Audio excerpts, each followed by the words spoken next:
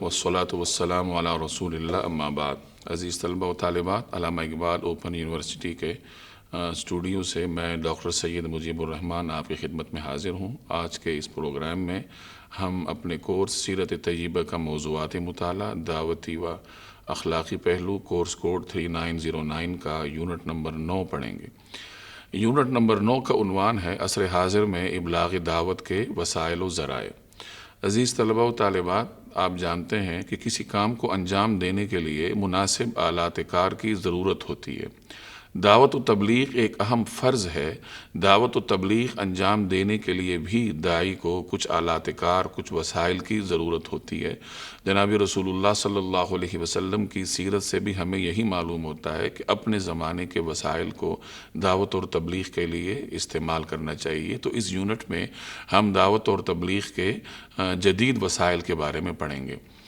وسیلہ واسطے کو کہا جاتا ہے۔ کسی کام کو کرنے کے لیے جن آلات کار کی ضرورت ہوتی ہے انہیں وسائل کہا جاتا ہے۔ ذرائع اسی کا ہی مترادف ہے۔ عصر حاضر میں دعوت دین کے وسائل سے مراد موجودہ دور کے وہ آلات ہیں جن کو بروئے کار لا کر دعوت کا کام کیا جائے، چاہے وہ تحریری ہوں یا چاہے وہ ابلاغی ہوں، زبان کے ذریعے ابلاغ کے ہوں۔ نبی کریم صلی اللہ علیہ وسلم کی سیرت سے ہمیں یہی معلوم ہوتا ہے کہ اپنے زمانے میں ذرائع ابلاغ کو دعوت دین کے لیے استعمال کرنا چاہیے۔ آپ صلی اللہ علیہ وسلم جس زمانے میں تشریف لائے تو اس زمانے میں عربوں کے ہاں عام طور پر تقریباً 3 ذرائع ابلاغ پائے جاتے تھے۔ 3 ایسے طریقہ کار تھے جن پر عمل کر کے عرب اپنی بات آگے پہنچایا کرتے تھے۔ پہلے نمبر پر شعر و شاعری تھی کہ عرب شعر و شاعری کے ذریعے اپنی بات دوسروں تک پہنچاتے تھے۔ عربوں کے ہاں شعر و شاعری کا بڑا ذوق پایا جاتا تھا۔ جب کوئی شاعر کوئی قصیدہ کہتا تھا تو وہ بہت کم عرصے میں دور دور تک پہنچ جاتا تھا اور لوگوں کی زبانوں پہ آ جاتا تھا۔ اسی طرح دوسرے نمبر پر خطابت تھی کہ عربوں میں معروف خطیب ہوتے تھے۔ وہ جب کوئی بات خطابانہ انداز میں کہہ دیتے تھے تو ان کی وہ بات بہت جلدی دور تک پھیلتی تھی۔ تیسرے نمبر پر کچھ مخصوص مقامات تھے جن کو استعمال کرتے ہوئے عرب اپنی بات پہنچاتے تھے۔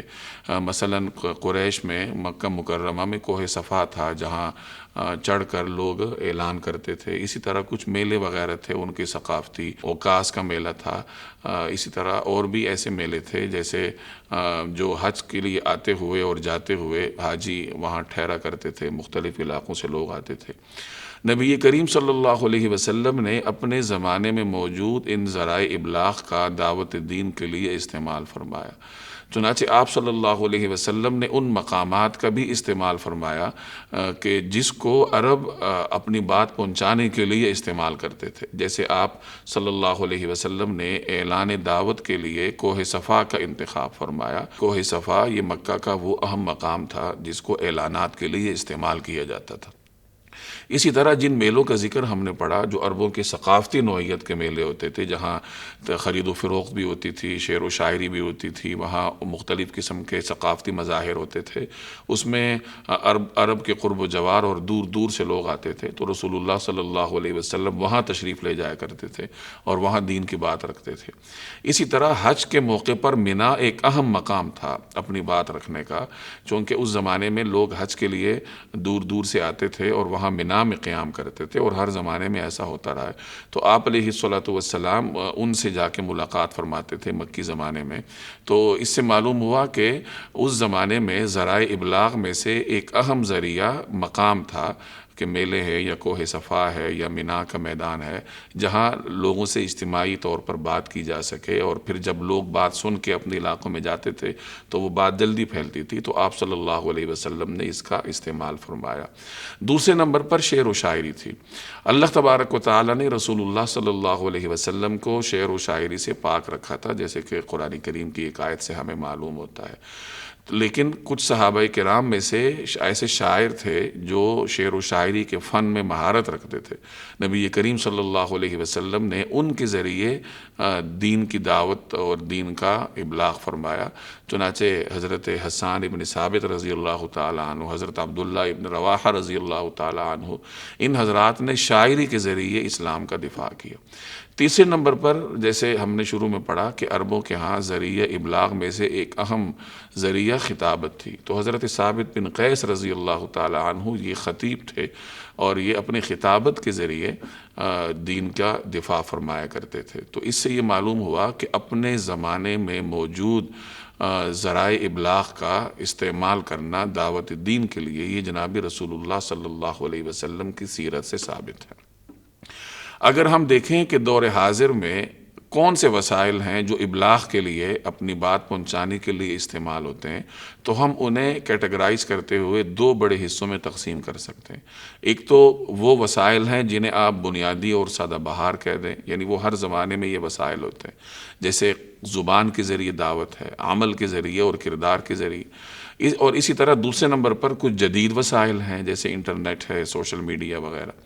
تو پہلے ہم یہ دیکھتے ہیں کہ وہ کون سے وسائل ہیں جو ہر زمانے میں موجود ہیں اور آج بھی ان کے ذریعے اپنی بات پہنچائی جا سکتی ہے۔ وہ تین ہیں۔ پہلے نمبر پر زبان کے ذریعے ابلاغ دعوت ہے۔ دعوت اللہ میں قول ہی اصل بنیاد ہے۔ انبیاء علیہم السلام نے اپنے فرامین کے ذریعے، اپنے ارشادات کے ذریعے لوگوں کو دین کی دعوت دی ہے، جیسے کہ قرآن کریم مختلف انبیاء علیہم السلام کے وہ خطبے نقل کرتا ہے جو انہوں نے اپنی قوم کے سامنے ارشاد فرمائے۔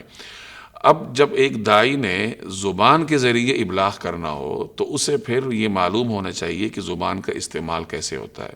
دوسرے الفاظ میں آپ یوں کہہ لیجئے کہ گفتگو کے آداب اسے معلوم ہونے چاہیے۔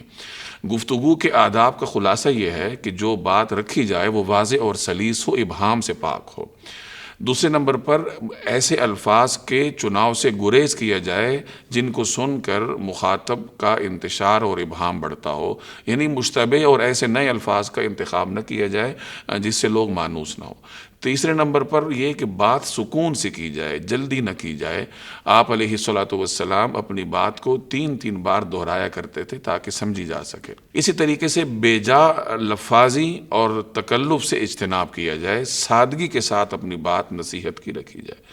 اسی طرح ایک اہم ادب گفتگو کا یہ ہے کہ بڑائی جتانے سے گریز کیا جائے، یعنی گفتگو کا ایسا اسلوب نہ اپنایا جائے جس سے مخاطب پر بات کرنے والے کی بڑائی کا بھرم بیٹھنے لگے، بلکہ انتہائی تواضع کے ساتھ سادہ انداز میں اپنی بات رکھی جائے۔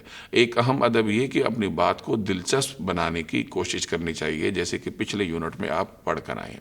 گفتگو کے آداب کے بعد ہمیں یہ دیکھنے کی ضرورت ہے کہ گفتگو کی قسمیں کیا ہیں۔ ہم مختلف طریقوں سے گفتگو کرتے ہیں، بسا اوقات بات کے انداز اور مخاطب کو دیکھتے ہوئے گفتگو کی قسم بدل جاتی ہے۔ مثلا اگر ایک عمومی مجمع سے بات کرنی ہو تو اسے خطاب سے تعبیر کیا جاتا ہے، اور اس کے اپنے آداب ہیں کہ اس میں حمد و ثنا پڑھی جائے ابتدا میں، پھر آیات پڑھی جائیں، احادیث پڑھی جائیں، تاریخی قصے سنائے جائیں، لوگوں کو اکتاہٹ سے بچانے کے لیے کچھ تمثیلات کا استعمال کیا جائے۔ تو یہ خطاب اور اس کے مطلوبہ آداب ہے۔ دوسرے نمبر پر اگر مختصر لوگوں کو قرآن کریم کی کسی آیت یا حدیث کا مفہوم سمجھانا ہو تو اسے ہم درس سے تعبیر کرتے ہیں۔ درس کے لیے ضروری ہے کہ ایسا اسلوب اختیار کیا جائے کہ لوگ اس آیت یا حدیث کی تشریح کو سمجھ جائیں اور کسی الجھن میں نہ پڑے۔ گفتگو کی ایک اہم قسم کو لیکچر کہا جاتا ہے۔ اگرچہ لیکچر کا اردو ترجمہ درس سے ہی کیا جاتا ہے، لیکن عام طور پر درس اور لیکچر میں فرق کیا جاتا ہے۔ لیکچر میں کسی ایک موضوع کا مکمل احاطہ کیا جاتا ہے، اس کا ہدف متعین ہوتا ہے، اس میں مختلف مقدمات استعمال ہوتے ہیں، دلائل کے ساتھ اپنی بات رکھی جاتی ہے، اس میں قرآنی دلائل بھی ہوتے ہیں، حدیث کے دلائل بھی ہوتے ہیں، سیرت کے، اسی طرح عقلی دلائل کے ذریعے بھی جو لیکچر دینے والا ہے وہ اپنی بات کو ثابت کرتا ہے۔ کبھی کبھار مناظرے کی اور مجادلے کی، مباحثے کی ضرورت پڑتی ہے تو اس موقع پہ نرمی کو پیش نظر رکھا جانا چاہیے۔ اسی طرح گفتگو میں کبھی کبھار امر بالمعروف اور نہی عن المنکر کا استعمال کرنا پڑتا ہے، یعنی دوسرے کو کسی اچھے کام کا حکم دینا ہے یا برائی سے روکنا ہے تو اس موقع پر حکمت کو پیش نظر رکھا جاتا ہے۔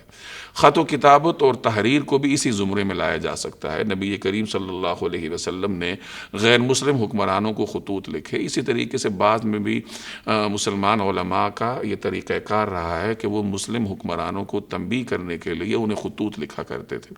یہ تمام تر تفصیل تو زبان کے ذریعے ابلاغ دعوت کے آداب پر مشتمل تھی۔ دوسرے نمبر پر عمل کے ساتھ ابلاغ دعوت ہے۔ عمل سے مراد ہمارا یہاں ازالہ منکر ہے۔ یعنی برائی کو ختم کرنا۔ جیسے ایک حدیث میں آتا ہے کہ جب تم میں سے کوئی شخص برائی کو دیکھے تو اسے ہاتھ سے روکے، اگر اس کی طاقت نہ ہو تو زبان سے روکے، اس کی بھی طاقت نہ ہو تو پھر دل سے اس کو برا سمجھے، اور یہ ایمان کا کمزور ترین درجہ ہے۔ اس موقع پہ یہ بات جاننا ضروری ہے کہ ازالہ منکر کے قواعد کیا ہیں، یعنی برائی کو ختم کرنا ہے تو اس کے قواعد کو بھی پیش نظر رکھنا چاہیے۔ سب سے پہلے یہ دیکھنا چاہیے کہ اگر کوئی شخص برائی کو طاقت سے ختم کرنا چاہتا ہے تو یہ دیکھنے کی ضرورت ہے کہ آیا اس کو قدرت بھی حاصل ہے یا نہیں۔ قانونی طور پر، سماجی طور پر اگر اس کو قدرت حاصل ہے تو پھر وہ اپنی قدرت کا استعمال کرتے ہوئے برائی کو روکے۔ جیسے اللہ نے کسی کو حکمرانی دی ہے تو وہ اپنے دائرہ اختیار میں برائی کو روکے۔ ہر والد اپنے گھر کا سربراہ ہوتا ہے تو والد اپنے گھر میں کوشش کرے کہ وہاں کسی قسم کے منکر کا وجود نہ ہو۔ اپنی جائے قدرت میں منکر کو روکنے کے لیے بھی کچھ آداب کا لحاظ رکھنا پڑتا ہے، مثلا نرمی کے ساتھ اس کو روکا جاتا ہے۔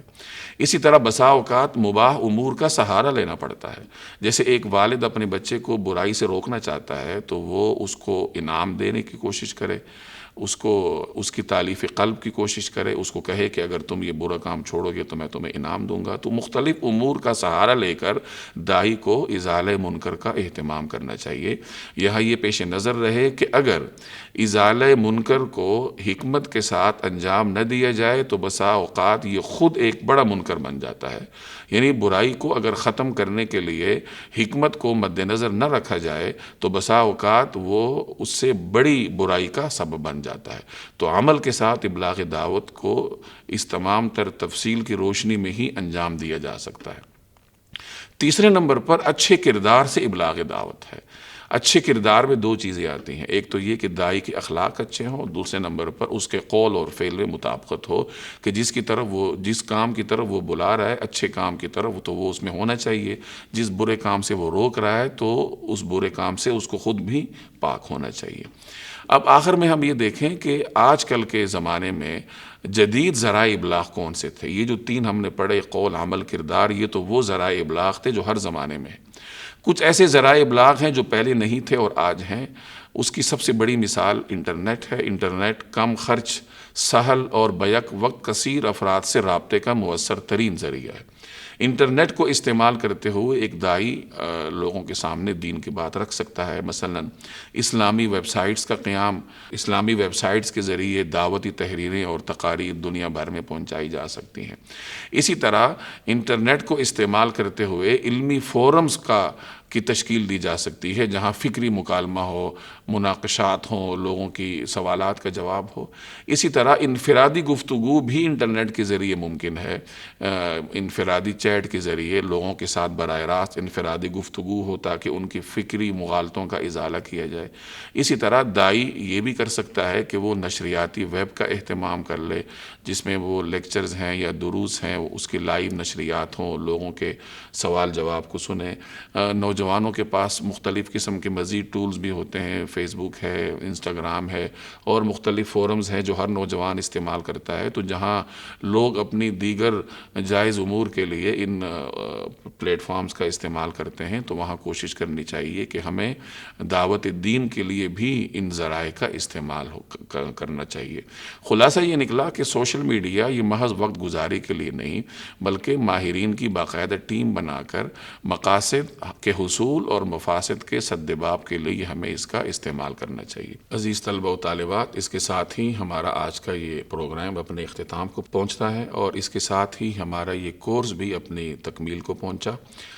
کورس کے حوالے سے اگر آپ مزید کچھ جاننا چاہیں یا اپنا کوئی سوال آپ پیش کرنا چاہیں تو آپ علامہ اقبال اوپن یونیورسٹی کے شعبہ سیرت اسٹڈیز سے رابطہ کر سکتے ہیں۔ رابطے کے لیے آپ شعبے کا فون نمبر یا شعبے کے اراکین اور اساتذہ کی ای میل آئی ڈیز وہ ہماری یونیورسٹی کی ویب سائٹ پر دیکھ سکتے ہیں۔ اس کے علاوہ آپ اسی ویڈیو کے کمنٹ سیکشن میں کمنٹ کے ذریعے بھی اپنا سوال درج کر سکتے ہیں جس کا آپ کو جواب دیا جائے گا۔ اس کے ساتھ ہی اپنے میزبان ڈاکٹر سید مجیب الرحمان کو اجازت دیجیے۔ اللہ حافظ۔